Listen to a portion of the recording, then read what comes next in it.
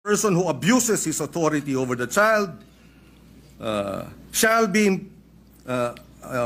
or instigate the commission of the crime shall be imposed the penalty prescribed by law for the crime committed in its maximum period.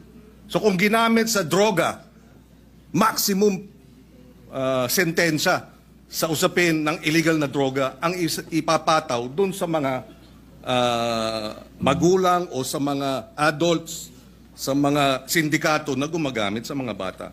Again, ihiwalay natin yung implementasyon ng batas.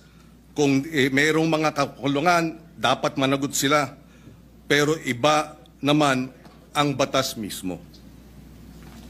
Opo, katulad po ng sinabi ko kanina, wala po akong nakitang hindi maganda po sa batas po na ginawa po ninyo.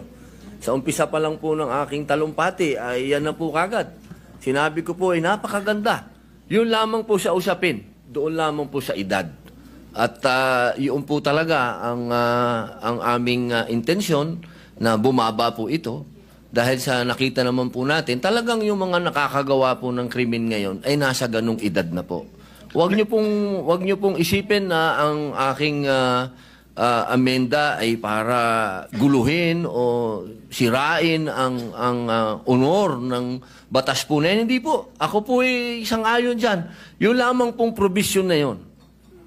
Kailangan lang naman po talaga nating pag-aralan mabuti dahil sa ngayon po talaga aming ginagalang at mahal na Senador Kiko Pangilinan, iba po kasi ang pinanggagalingan natin. Kayo po ay magaling na abogado.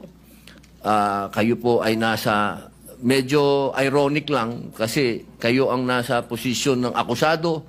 Ako naman ang nasa posisyon ng biktima.